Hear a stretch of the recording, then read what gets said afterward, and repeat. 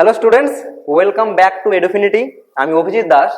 এই চ্যানেলে আমি চেষ্টা করব তোমাদের ক্লাস 11 অ্যান্ড 12 এর ফিজিক্সের back to back chapter wise এবং topic wise video continue upload করার। ডে বাই ডে ভিডিওগুলো আপলোড হবে, তোমরা দেখতে থাকবে। এই ভিডিওগুলো তোমাদের West Bengal board, CBSE, ICSE as well as NEET এবং জয়েন্টের জন্য খুব হেল্পফুল হবে, এইটুকু আমি আশা রাখি। চলো আজকের ফার্স্ট টপিক স্টার্ট করা যাক, যেটা হলো ভেক্টর।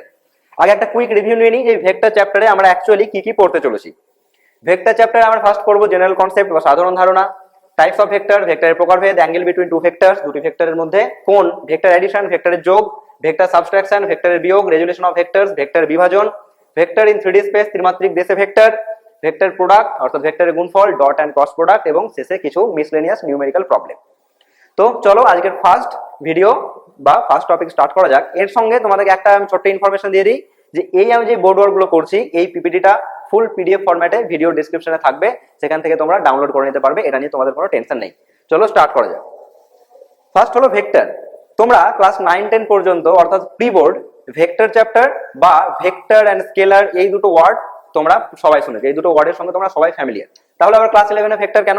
ক্লাস 11-এ আমরা জাস্ট ভেক্টরটাকে ইন ডিটেলসে স্টাডি করব, কারণ ভেক্টরের মধ্যে ভেক্টর তো পেলাম, ভেক্টরকে কিভাবে রিপ্রেজেন্ট করা হয়, দুটো ভেক্টরের মধ্যে যোগ কি করে করব, দুটো ভেক্টরের মধ্যে যোগ কি স্কেলারের যোগের মতো ঠিক অ্যালজেব্রিক সাম বা অ্যালজেব্রিক সামের ফর্মুলা ফলো করে, নাকি এখানে vector addition, vector subtraction, vector গুণফলের জন্য আলাদা কোনো ফর্মুলা দরকার। তাহলে এই পুরো ব্যাপারগুলো স্টাডি করার জন্য আমরা ক্লাস 11-এ ভেক্টর চ্যাপ্টার ইন ডিটেলসে স্টাডি করব।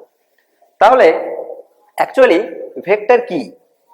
তোমরা এটা সবাই জানো যে ভেক্টর হলো এমন একটা ফিজিক্যাল কোয়ান্টিটি যার মান এবং অভিমুখ অর্থাৎ ম্যাগনিটিউড অ্যান্ড ডাইরেকশন এই দুটোই আছে। আচ্ছা, আরেকটা কথা তোমাদেরকে বলে দিই, সেটা হচ্ছে আমার এই ভিডিওর আমি প্রত্যেকটা টার্ম ইংলিশ এবং বেঙ্গলি, বোর্ড ওয়ার্ক ইংলিশ এবং বেঙ্গলি দুটোই আমি রাখার চেষ্টা করেছি। তাই তোমরা কেউ যদি ইংলিশ মিডিয়াম হও, কেউ যদি বাংলা মিডিয়াম হও, দুজনেরই কোনো প্রবলেম হবে না।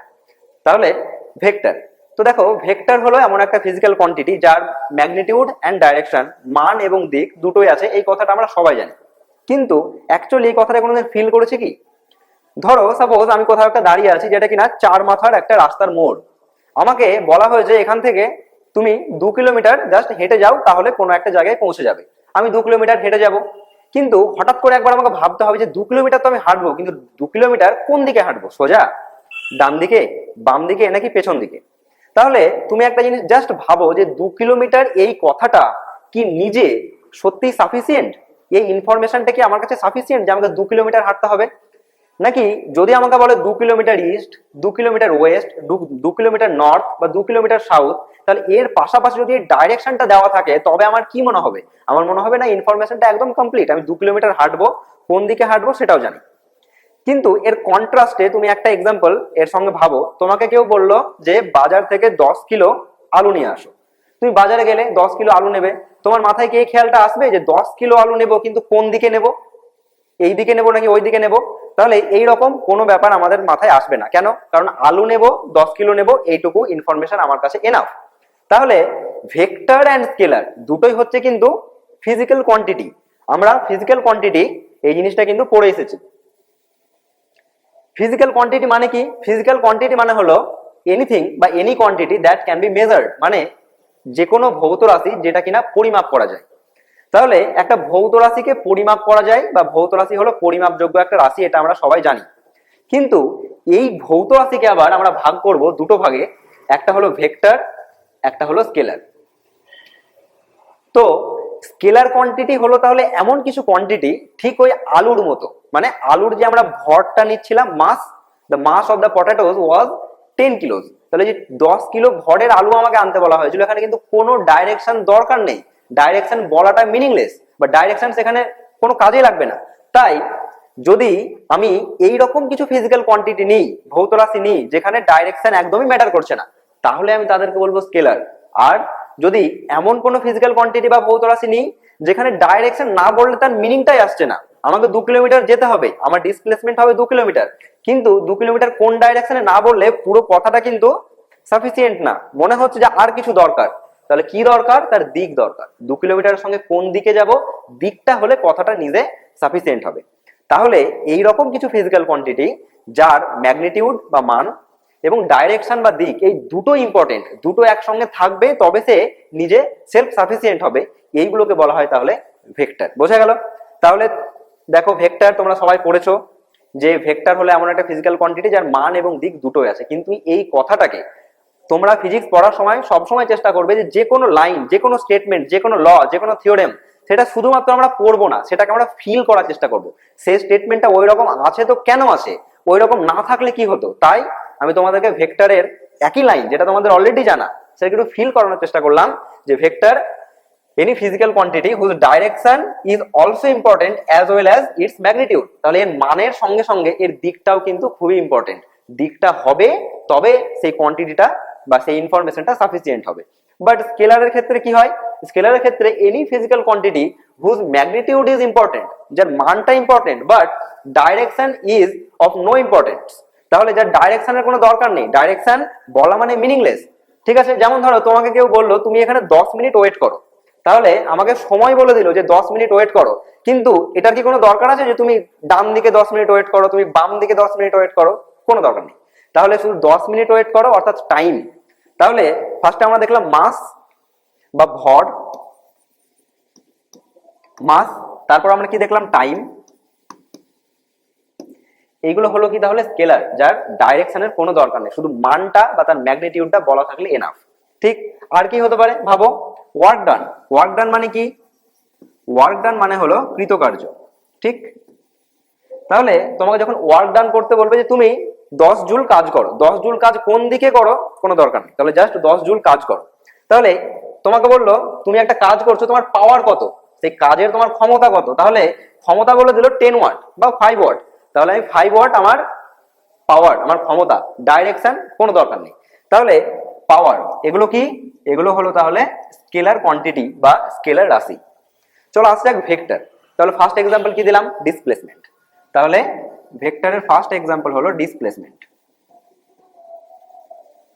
বা বাংলায় কি ডিসপ্লেসমেন্ট? ডিসপ্লেসমেন্টের বাংলা হলো সরণ। ঠিক। আচ্ছা, একটা জিনিস তোমরা মনে রাখবে, ডিসপ্লেসমেন্ট আমরা এই স্কেলার আর ভেক্টর চ্যাপ্টারে কিছু কিছু যমজ ভাই পাবো। যেমন ডিসপ্লেসমেন্ট হলো ভেক্টর, কিন্তু ঠিক তার স্কেলার যমজ ভাই কে? ডিস্টেন্স। তাহলে ডিস্টেন্স বা বাংলায় কি? বাংলায় হলো দূরত্ব। দূরত্ব কিন্তু স্কেলার, যার কোনো দিক নেই। দূরত্ব কি? তুমি একটা জিনিস ভাবো, তোমাকে বলা হলো এই এ পয়েন্ট থেকে বি পয়েন্ট পর্যন্ত যেতে, তুমি যে কোনো ভাবে যেতে পারো, এইভাবে, এইভাবে, এইভাবে, যে কোনো ভাবে তুমি যেতে পারো, তাই না? তো তুমি এই যে আলাদা আলাদা পাথে গেলে, আলাদা আলাদা রাস্তা, আলাদা আলাদা পথ দিয়ে গেলে, প্রত্যেকটা পথে কিন্তু হলো তার ডিস্টেন্স বা দূরত্ব। তাই তার কোনো দিক নেই, তুমি যাচ্ছ এ থেকে বিতে, কিন্তু সে যে কোনো দিক হয়ে, যে কোনো দিক ঘুরে যেতে পারে। তাই ডিস্টেন্স কিন্তু হলো স্কেলার কোয়ান্টিটি। বাট তোমাকে এখানে যখন বলবে এ থেকে বি, এই দুটো পয়েন্টের মধ্যে ডিসপ্লেসমেন্ট কত, সরণ কত, তখন তুমি মনে রাখবে তোমাকে সব সময় যেতে হবে এরকম একটা স্ট্রেট লাইনে। তাহলে ডিসপ্লেসমেন্ট মানেই হলো তুমি যেই পয়েন্ট থেকে যাচ্ছ, যেই পয়েন্টের দিকে যাচ্ছ, সেই দিকে সোজা হাঁটবে তুমি, একদম সরল রেখা বরাবর, অ্যালং এ স্ট্রেট লাইন। তাই ডিসপ্লেসমেন্ট হলো কিন্তু একটা ভেক্টর কোয়ান্টিটি, যার মানও আছে, দিকও আছে, যেই পয়েন্ট থেকে যাচ্ছ আর যেই পয়েন্টের দিকে যাচ্ছ। বোঝা গেল? চলো নেক্সট পয়েন্টে আসা যাক। নেক্সট হলো আমরা জানি কি স্কেলার কোয়ান্টিটি কি? নেক্সট স্কেলার কোয়ান্টিটি আমরা পাই কি? স্পিড। স্পিডের বাংলা, স্পিডের বাংলা তোমরা সবাই জানো দ্রুতি। ঠিক। তাহলে দ্রুতি বা স্পিড কিন্তু হলো স্কেলার কোয়ান্টিটি। আচ্ছা, এরও যমজ ভাই আছে, এর যমজ ভাইয়ের নাম হচ্ছে ভেলোসিটি। ভেলোসিটির বাংলা, ভেলোসিটির বাংলা হলো বেগ। তাহলে ঠিক দ্রুতির কোনো দিক নেই, ভেলোসিটির কিন্তু দিক আছে। আর কি আমাদের ভেক্টর কোয়ান্টিটি হলো অ্যাক্সিলারেশন,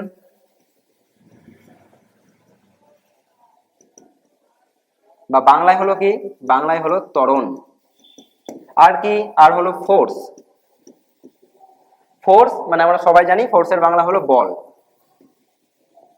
তাহলে এটসেট্রা আমাদের চলতে থাকবে ভেক্টর কোয়ান্টিটি, আর এখানেও তেমন এটসেট্রা আমাদের চলতে থাকবে কি?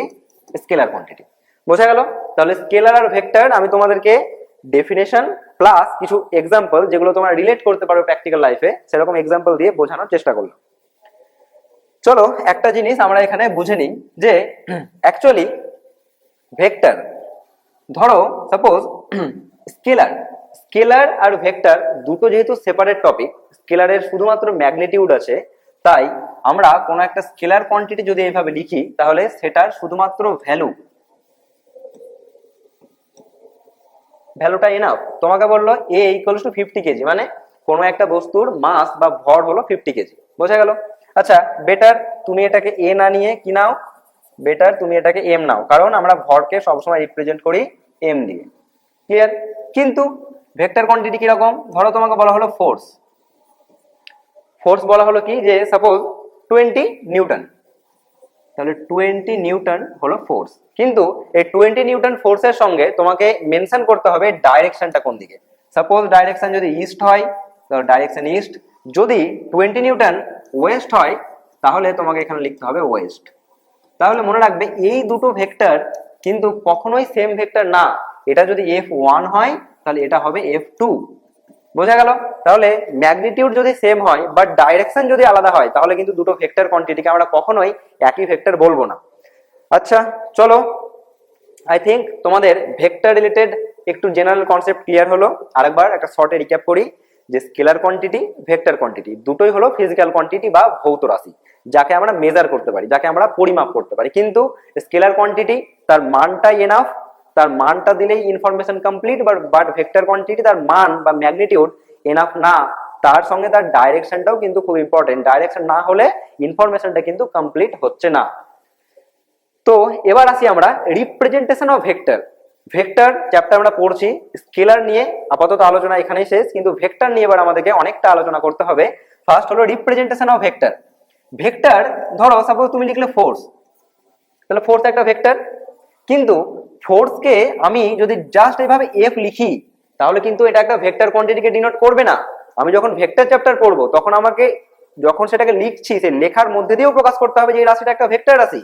তাই আমাকে কি দিতে হবে, আমাকে দিতে হবে ফোর্স, তার মাথায় এইরকম একটা অ্যারোহেড, বোঝা গেল? তুমি আবার দেখো, ধরো তুমি লিখলে এফ, তাহলে তার মাথায় দিতে হবে এরকম একটা তীর চিহ্ন বা অ্যারোহেড। তাই আমরা ভেক্টরকে কি করে রিপ্রেজেন্ট করব, an arrowhead over the alphabet.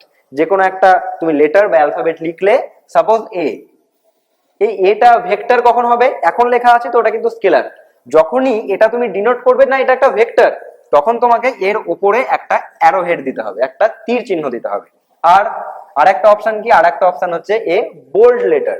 মানে তোমরা যখন কোনো ফরেন রাইটার মানে টেক্সট বুক পড়বে তখন দেখবে এই যে সাপোজ ধরো এ লেখা আছে, তো এটাকে কি করেছে এইভাবে বোল্ড করে দিয়েছে, বোঝা গেল? তাহলে নর্মাল ধরো একটা স্কেলার লেখা আছে এ আর এইভাবে বোল্ড করে লেখা আছে, তখন তোমাকে বুঝতে হবে বোল্ড মানে সেটা ভেক্টর, নর্মাল লেখা আছে তার মানে সেটা স্কেলার। তো আপাতত তুমি যে মানে এইটুকু জেনে রাখো যে স্কেলার তো নর্মালি লেখা হয়, ভেক্টর লেখার দুটো উপায়, একটা হলো ওভার দা অ্যালফাবেট আমরা একটা অ্যারোহেড দেব, আর না হলে সেটাকে বোল্ড করে লিখবো। এই অ্যারোহেড দিয়ে লেখার যে মেথডটা সেটা আমরা জেনারেলি সব জায়গায় একটু বেশি ইউজ করে থাকি। তো এখানে কয়েকটা কোশ্চেন কিরকম, যে স্যার যদি একটা ভেক্টরের দিক হয় এই দিকে, বোঝা গেল কি কোশ্চেন, যদি একটা ভেক্টরের দিক হয় এই দিকে তাহলে স্যার এই এ ভেক্টরটাকে কি আমি দিক অ্যারোহেডটা এইভাবে দেব, নাকি স্যার এখানেও আমি অ্যারোহেডটা এইভাবে দেব? First question. তো তোমাদের এই ডাউট গুলো অবশ্যই আমাকে ক্লিয়ার করে দিতে হবে। মনে রাখবে একটা জিনিস যে আমি যে কোনো একটা ভেক্টরকে অলওয়েজ স্ট্রেট লাইন দিয়ে আমি রিপ্রেজেন্ট করতে পারি, মানে কি? আচ্ছা এই অ্যান্সারে আমি আসবো, তার আগে এখানে দেখে নাও, ধরো তোমাকে বলা হলো যে কোনো একটা ভেক্টর, তো যে কোনো ভেক্টরকে আমি এইভাবে একটা স্ট্রেট লাইন দিয়ে রিপ্রেজেন্ট করতে পারবো, ঠিক? যে স্ট্রেট লাইনের এই যে ভ্যালুটা, এই স্ট্রেট লাইনের এই যে ভ্যালুটা, এই স্ট্রেট লাইনের লেন্থটা অ্যাকচুয়ালি কতটা সেটা রিপ্রেজেন্ট করবে ওই ভেক্টরের ম্যাগনিটিউডকে। একটা ভেক্টরের কি কি থাকে, একটা ভেক্টর, সেই ভেক্টরের থাকে এখানে ম্যাগনিটিউড বা বাংলায় হলো মান, আর তার সঙ্গে কি থাকে, তার সঙ্গে থাকে তার ডাইরেকশন বা কি থাকে, অভিমুখ। তাহলে এই একটা ভেক্টর যেটা কিনা ভেক্টর এ, তাহলে এই ভেক্টরকে রিপ্রেজেন্ট করতে গেলে আমি এই ভেক্টরের ম্যাগনিটিউড কতটা, সাপোজ তোমাকে ম্যাগনিটিউড বললো 5, তাহলে তুমি একটা স্ট্রেট লাইন ড্র করলে যার লেন্থ হলো 5 মিটার, তাহলে এইটা এই ভেক্টরের ম্যাগনিটিউডকে রিপ্রেজেন্ট করলো, আর এই ডাইরেকশনকে রিপ্রেজেন্ট করার জন্য আমি দেবো একটা অ্যারোহেড। তাহলে কি বুঝলে? বুঝলে যে আমি যে কোনো একটা ভেক্টরকে এরকম একটা স্ট্রেট লাইন দিয়ে রিপ্রেজেন্ট করতে পারবো উইথ অ্যান অ্যারোহেড। ভেক্টরটা যদি ডাইরেকশন এই দিকে হয় তাহলে এইটা হবে সেই ভেক্টর, যদি একটা ভেক্টর এই দিকে হয় তাহলে এইটা হবে সেই ভেক্টর, যদি একটা ভেক্টর এই দিকে হয় তো এইটা হবে সেই ভেক্টর। বোঝা গেল? তাহলে এইভাবে যখন একটা একটা স্ট্রেট লাইন নিজেই একটা ভেক্টরকে রিপ্রেজেন্ট করবে, তাহলে ওই স্ট্রেট লাইনের এই মানটা, এই স্ট্রেট লাইনটা কত বড় সেটা রিপ্রেজেন্ট করবে এই ভেক্টরের ভ্যালু কত।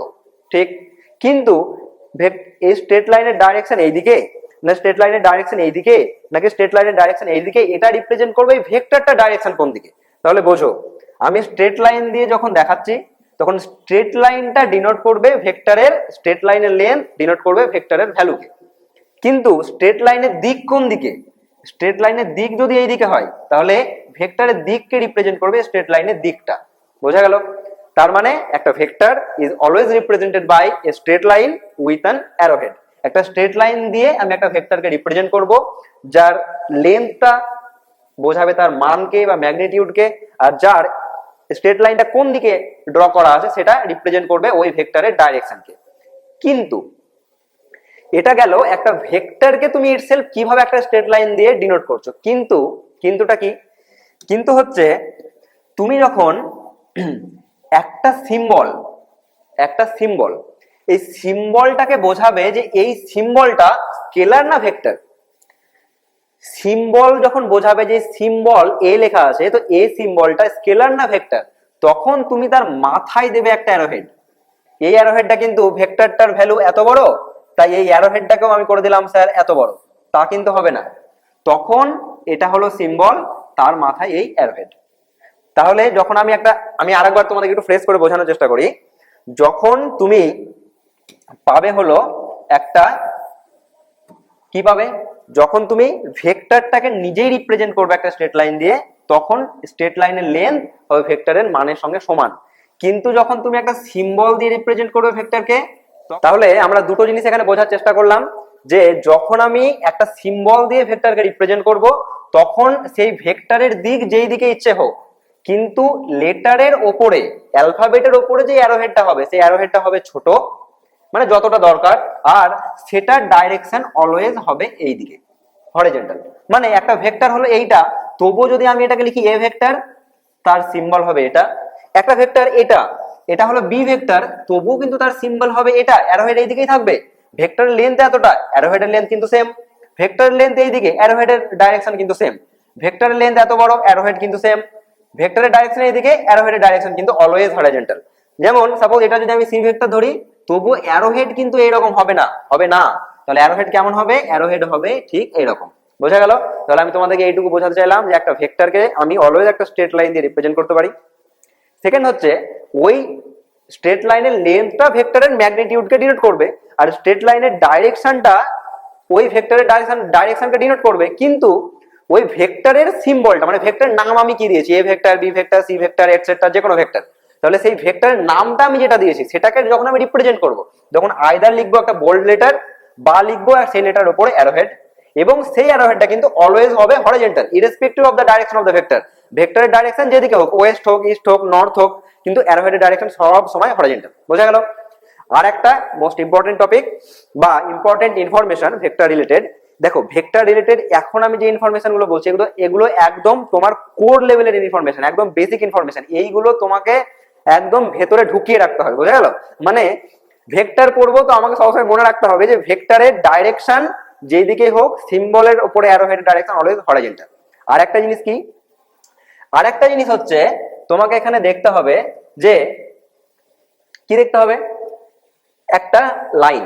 সেটা হলো আমরা যখনই একটা ভেক্টরকে একটা স্ট্রেট লাইন দিয়ে ডিনোট করি, তখন সেই ভেক্টরটাকে, বোঝা গেল, সেই ভেক্টরটাকে বা সেই স্ট্রেট লাইনটাকে আমি দুটো জিনিস, তার মান এবং তার দিক, তার ম্যাগনিটিউড এবং তার ডাইরেকশন, এইটাকে আনচেঞ্জ রেখে যে কোনো জায়গায় কিন্তু রিপ্লেস করতে পারি। মানে কি, আমি এইটা যদি হয় এ ভেক্টর, তাহলে এইটাও কিন্তু এ ভেক্টর। তো তোমরা বলবে স্যার এই ভেক্টরটা স্টার্ট হলো এই পয়েন্টে, এন্ড হলো এখানে, এটা তো আপনি অনেক দূরে নিলেন। হোক দূরে, নো প্রবলেম এট অল। তোমাকে এই লাইনটা মাথায় রাখতে হবে কি, we can always replace a vector at any place without changing its magnitude and it's direction. এর মান এবং দিক এই দুটোকে অপরিবর্তিত রেখে আমি এই ভেক্টরটাকে যে কোনো জায়গায় রিপ্লেস করতে পারি। সাপোজ ধরো এটা একটা ভেক্টর, বোঝা গেল? এই ভেক্টরটাকে তুমি এই পুরো স্পেসের মধ্যে, এই বোর্ডের ওপরে তুমি যে কোনো জায়গায় রিপ্লেস করতে পারো। তোমাকে শুধু একটা জিনিস মাথায় রাখতে হবে যে এর লেন্থটা যাতে সেম থাকে, ডাইরেকশনও যাতে সেম থাকে। বোঝা গেল? তাহলে এটা একটা ইম্পর্টেন্ট টপিক কি, আমি যে কোনো একটা ভেক্টর ড্র করলাম, সেই ভেক্টরটার সেম লেন্থ এবং সেম ডাইরেকশনের আরেকটা ভেক্টর আমি যে কোনো জায়গায় যদি ড্র করি, তাহলে দুটো ভেক্টর অলওয়েজ কিন্তু ইকুয়াল ভেক্টর। বোঝা গেল? এটা যদি বি ভেক্টর হয় তাহলে মনে রাখবে, এটা যদি বি ভেক্টর হয় তাহলে এটাও কিন্তু বি ভেক্টর, এটা যদি সি ভেক্টর হয় তাহলে এটাও কিন্তু সি ভেক্টর। ঠিক? তাহলে জেনারেল কনসেপ্টে আমরা পড়লাম ভেক্টর, যার মান এবং দিক, ম্যাগনিটিউড এন্ড ডাইরেকশন দুটো ইম্পর্টেন্ট, দুটোই আছে। আর কি পড়লাম, তাকে আমি রিপ্রেজেন্ট করব কি করে। রিপ্রেজেন্ট করার সময় মাথায় arrow head or a bold letter, একটা মোটা লেটার, মোটা অক্ষর দিয়ে আমি রিপ্রেজেন্ট করব। আর কি করব, এটা তো গেল ভেক্টরের নামকে রিপ্রেজেন্ট করা। ভেক্টর নিজেকে রিপ্রেজেন্ট করব কি করে, একটা স্ট্রেট লাইন দিয়ে। সেই স্ট্রেট লাইনের যতটা মান হবে স্কেল দিয়ে মাপবো, সেটা হবে ওই ভেক্টরের মান। স্ট্রেট লাইনের দিক যেদিকে, সেটা হবে ভেক্টরের দিক। আরেকটা কি পড়লাম, আরেকটা পড়লাম যে আমরা যে কোনো একটা ভেক্টরকে তার মান এবং দিক অপরিবর্তিত রেখে without changing its magnitude and its direction we can replace a vector at anywhere. আমরা সেই ভেক্টরটাকে যে কোনো কোথাও কিন্তু প্রতিস্থাপন করতে পারি। ওকে, ঠিক আছে, তোমাদেরকে এটা বোঝানো ট্রাই করলাম। এবার নেক্সট আমরা যেটা আসবো সেটা হলো